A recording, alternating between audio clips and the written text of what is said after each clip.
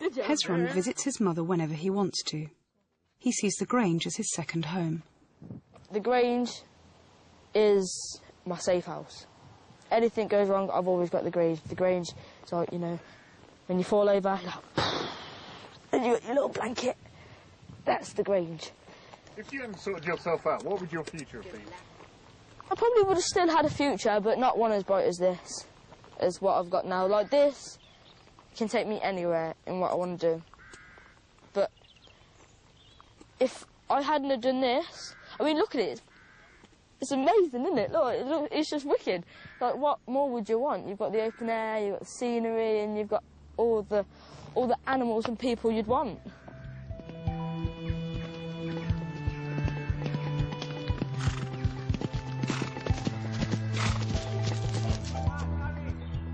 The children of the Grange can all see their parents, but when and how are agreed by the family court. It's a source of constant tension. Connor and Shannon have different rules to see their parents. No, there's section 20 and section 31. 31's full care order, section 20 is where your parents put you in care. Full court order. Who's got parental responsibility? Your I've mum? also got parental rights. Yeah, you're under section 20 now. Is that bad? No, that's better than being under section 31. Are you under section 31? Yeah, that's probably the worst one. Nah, it's one of the worst ones you can get. The worst one you can get is when you get adopted. My little sister's been adopted. My other little brother lives with his dad. My other little brother lives in Lempton. Okay. 14-year-old Shannon has been in care since she was 8 because of her mother's drink and drug use.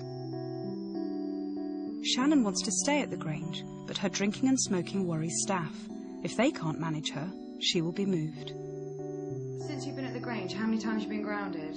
3 times. What for? Getting drunk. Coming back.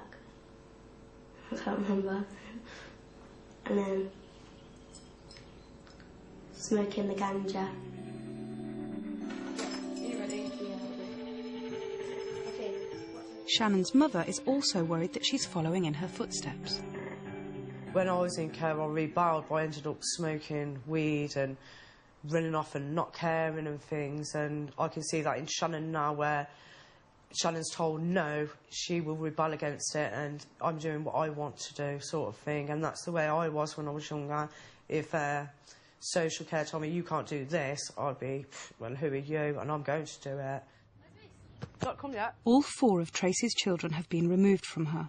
Shannon is the only one she can see whenever she wants and without a social worker. How come you didn't go to school? Got up late? Well, I was out till about 12:30. I was just stealing. Drinking? Yeah, it was well for me. You gotta stop. See what's happened to me? Look. What? My ankle. You want tag? Walling up! That's through drinking, knock. That's what's going to happen to you. Mum's on tag, what enough? It's not funny. Spoon it. That's through alcohol, and that's how you'll end up. It's not good. For 11 months, Mark Robinson has been Shannon and Tracy's family social worker. He's also concerned about Shannon's risky behaviour. He phoned me last night saying you've absconded. I was in the house. He knows. I've seen it, yeah. He knows. No. What a rebel. I've had a chat about What a rebel? Well, you're going exactly the same way, Shannon. No, I'm not. There you are. I ended up smoking weed, drinking. Look what happened to me. What are you doing? I can handle it. You can handle it? Yeah. Okay. Today they are seeing Reese, Shannon's younger brother, who is also in care. Tracy's drinking means they can see Reese for just 2 hours every month, and only in the company of Mark. Mark found a foster placement for Reese. With Shannon's behaviour at the Grange getting worse, he is keen to get her a foster family too. The plan is to move her back into a foster home where the boundaries are different and it's a more nurturing environment than she's got at the moment at the Grange. I mean, the Grange can do a good job with it, but it's the nurturing bit that Shannon needs most of all, because she misses that from her mum and doesn't have a father figure other than herself. She's got potential to go a long way. She wants to be a police officer, and that's what we'd like for her as well, you know, to achieve some good outcome. That's an assault, mate. You Reese, touch me. Right, Look ready? as happy as you can, Reese. Right, 1, 2, 3, what are you going to shout? Cheese. Bacon. Cheesy 1, 2, cheese. 3, go! Bacon.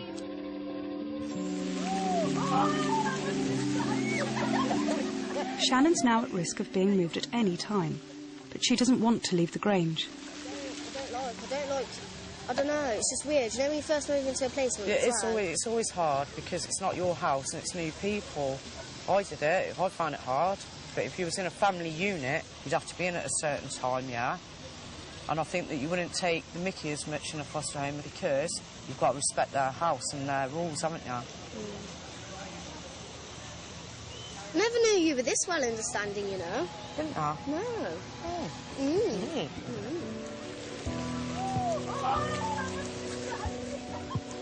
Nice hand. Nice hand. Can I have my life story book, please? In there somewhere, I don't know, staff moved it. It's a big day for Connor. His last 3 visits to his mother were cancelled because there was no one to take him. You can read it, man. Connor hasn't seen her in 4 months. I can remember what it's like being in a foster family. I can't really remember what it's like being in my own. Care makes you so you don't have any friends in that, and like people pick on you and stuff like that. They don't want to be your mates, just same as anybody else. But I think we've gone through a lot more shit than anybody else, really. Second-class people. Chris Rogers and Sue Stewart will be taking Connor to see his mother 90 miles away. Connor hopes they'll decide that next time it's safe for him to travel and see his mum alone. I don't really like the idea of sitting there and assessing the contact because I think it's quite a false situation, which it is, ideally, because you've arranged it and mum knows what's going to happen. It's not unannounced. Mum will have prepared, Connor will have prepared, Dad will have... Everyone prepares. It's almost like a big theatre production. Do you know what she's doing, Chris? What? She's got all the, like, what's it, certificates out. Oh, I did say your mum would have prepared well for my visit, wouldn't it? 4 days cleaning, yeah. And she's got a certificate for every drugs test that she's passed. My goodness, Connor, your mum didn't need to quite go to all this effort for me, you know. I'm going to put the coat on. Hi, you're right. Hi. Hello. You chased me. You're gorgeous. Kerry came out of prison 2 years ago. She's had another baby and married her new partner. Connor missed the wedding because no one was available to take him. His 17-year-old sister Sarah lives in a hostel but still in the care of social services. Because his mother ran away with him, Connor is Kerry's only child whose time with her is supervised. Chris is here today to look at issues around kind of going from supervised contact to non-supervised contact. And part of that is about probably, you know the process more than anybody, I should think. It's about he needs to have a look around your property, etc., all those kind of things and stuff. Just so you know, you know school and all that, don't you? You've heard it, yeah. That's quite good, isn't it? It's Connor's first chance to see the pictures of the wedding he missed. Oh. There's me in the wedding dress. There's me, look. Thank you, That's my mate Shaylee. As you see on the telly, that's me in the wedding dress. Oh, that's lovely. Who's your bridesmaid? And my mate Shaylee. Oh, there you are. Oh, and that one. You in these, Connor? No, we didn't go. We didn't get to go. Looks like I didn't invite them. But it wasn't enough time to arrange it. Oh, no. Oh, These all friends and family then that come Yeah, in? just family, yeah. Connor's visit only lasts 2 hours.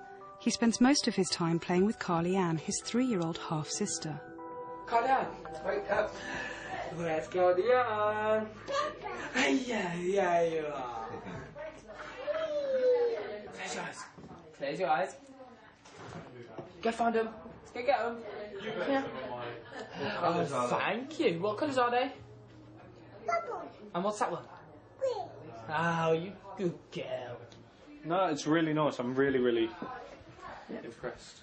Cool. Oh, there's my...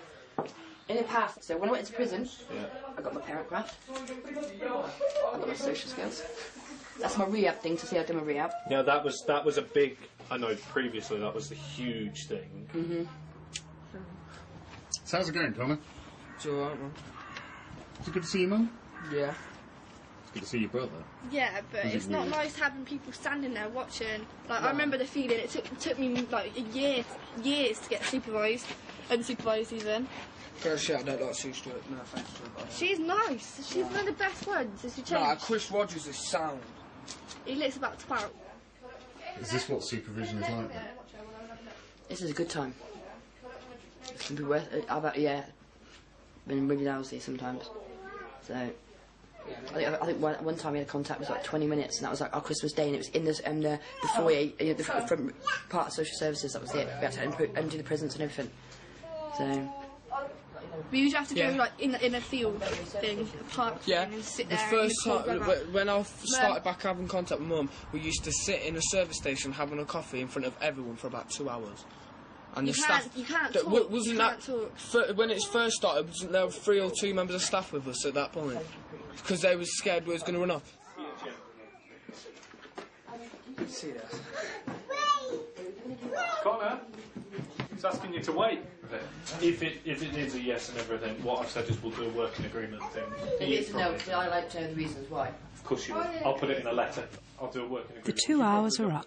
It will be 6 more weeks before Connor can see his family again. That means you still do that.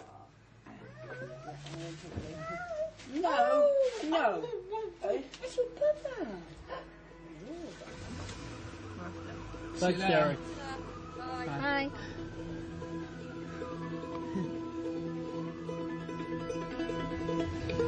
That didn't know any just seemed 2 hours. What? Didn't know any seemed 2 hours. Connor knows that after the weekend, his social workers will decide whether he can see his mother without supervision. Do you reckon today's been productive? I don't think nothing went bad.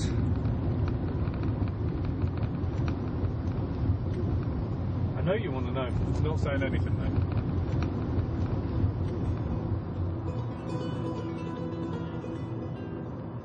My mum's changed a lot. From going from prison to prison, really, and just come out in 2 years, remarried, got a house, come off all the drugs and that. And Carly Ann's helped her out a lot. So, proud of my mum, really.